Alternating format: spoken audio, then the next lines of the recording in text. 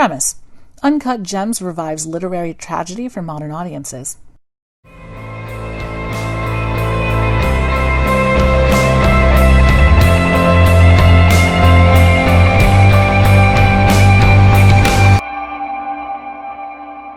Welcome to Everything is Lit, where we treat anything and everything like literature and dissect it. Today we're going to look at how the movie Uncut Gems shocked audiences and became a modern tragedy. If you haven't seen the R-rated film yet, this is your warning that there are spoilers ahead and a reminder that it's now on Netflix. Pause here, watch the film, and then come back to this video. Still here? Okay, let's begin. For decades, Adam Sandler has contributed heavily to the world of comedy. From his run on Saturday Night Live alongside other soon-to-be legends like Chris Rock, to starring in cult classic films like Big Daddy and Waterboy, Sandler's name became synonymous with slapstick and absurd humor. Though Sandler's more recent films like The Grown-Ups Duology and Murder Mystery are notably more mature than the likes of Mr. Deeds, they still feature humor as a core component. Grown-Ups 1 and 2 rely on the natural comedy of the lead comedic geniuses and their interactions, while Murder Mystery throws a funnily ordinary couple into an absurd situation and draws out the laughs from their adventure and interactions with exaggerated caricatures. So perhaps it was that expectation of witty and relatable comedy that Uncut Gems used to completely blindside audiences. Sure, the trailer seemed grittier than we were used to of Sandler, but it's bound to have a few laughs, right? Well, no. Aside from funny moments between characters that just seem natural when family members gather for large holiday celebrations, and the decidedly awkward choreography of many scenes, Uncut Gems is decidedly unfunny. Instead, it tosses the audience into the life of an unremarkable man and convinces us he's the unlikely hero of a high-stakes mind game. You having a good time? Yes. But what makes this a tragedy? Actually, I don't think I have to do too much to convince you. The film swells to a crescendo when Howard traps loan shark Arno and his lackeys in the vestibule of his jewelry shop to await the results of the basketball game he's bet everything, including his life, on. When his team wins, it not only earns him several times what he's bet, but it also reverses the run of terrible luck and bad choices in the days leading up to the game. He releases the 3 captive men, either to celebrate or because he thinks they are no longer a threat, since he clearly now has the means to repay Arno and then some. He thinks wrong. One of the goons shoots Howard point blank in the head and quickly dispatches of Arno the same way when he protests. The film ends with the protagonist dead and bleeding on the floor of his own business. It's a punch-in-the-gut ending that leaves the audience dissatisfied. All of the components to turn Howard's fate around were finally starting to align, his relationship had just gotten back on track, and Arno was finally going to get the money he was owed, and wondering what the point of it all was. Seriously, some of the top Google searches for this film ask what the ending means and what the point of the movie is. Still, it's no secret that the ending is dark, tragic even. But that's not what I want to convince you of. Actually, I am making the case that the movie is not only tragic, but a tragedy, and probably not the kind you're thinking of. Let's take it piece by piece. According to Merriam-Webster Dictionary, the basic definition of the word tragedy is a disastrous event, while the literary sense of the word involves the drama of a protagonist, usually some great figure, struggling against fate or other large forces. The Encyclopedia Britannica goes into further detail, attributing the creation of literary tragedy to ancient Greece. These philosophical portrayals exclusively took stage form and featured main characters of nobility who suffered some great change of fortune or fate. In her book Greek Tragedy, Nancy Sorkin Rabinowitz says that Aristotelian tragedy, named after the philosopher for his definition of the genre, involves a change of fate triggered by the main character's mistake and a purgation or triggering of emotions in the audience like pity or fear.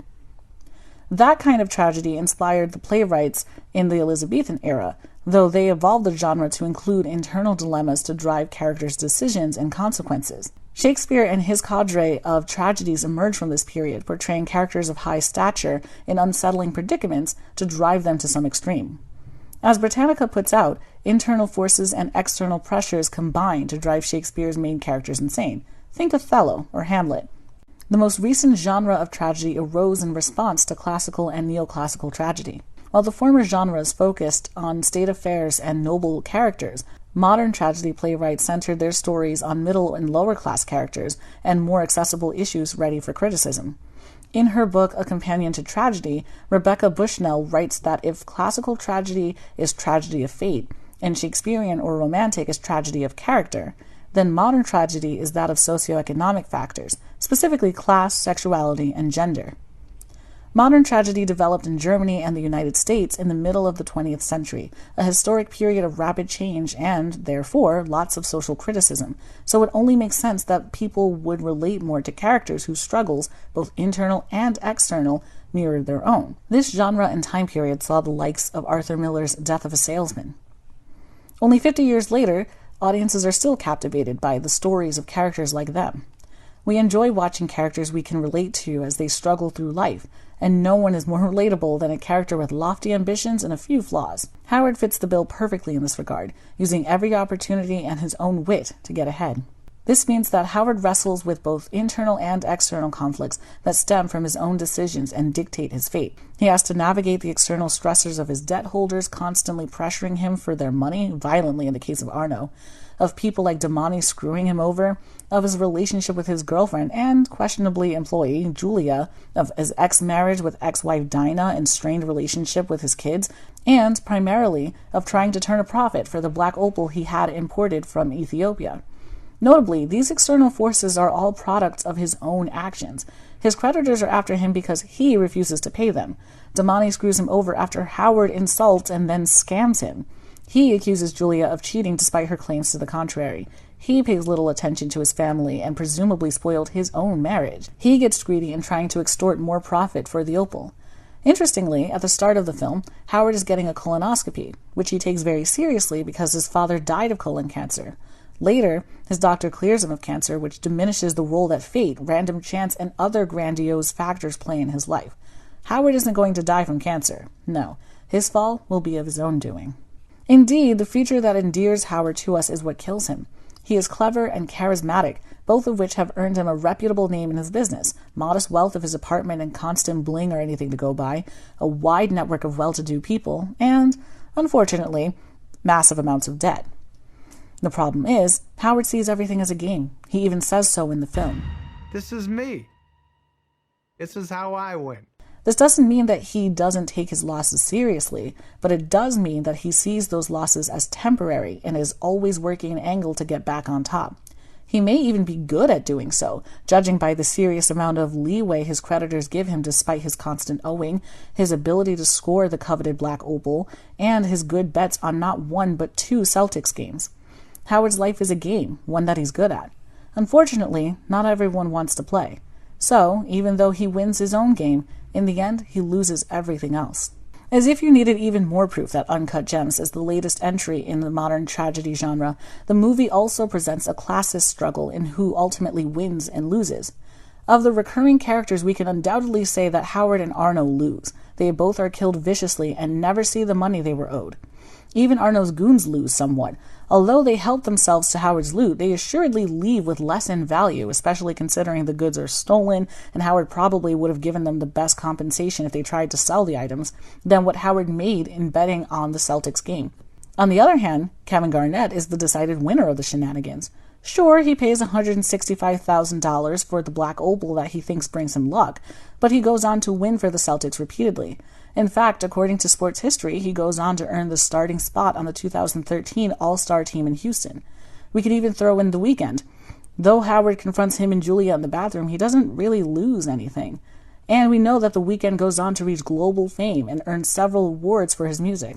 True to the premise of modern tragedy, the enterprising middle class loses while the nobility, in this case pop culture icons, profit off of their misery. There is so much more I want to say about this film. Uncut Gems is brilliant. For example, when Howard is trying to get Dinah to change the channel back to the first Celtics game, there's a commercial for the Mohegan Sun in the background, which is where he sends Julia to place his second and final Celtics bet. The scene could represent that Howard is ignoring the important things in his life, like his family and literal signs of his own fate, because he's too focused on playing his games. And there are questions I'm still trying to figure out too, like what the play is that Howard's daughter is in, and why specifically Dinah wanted to divorce Howard. I literally can't praise this movie enough, and I'm glad I got to talk about it with all of you.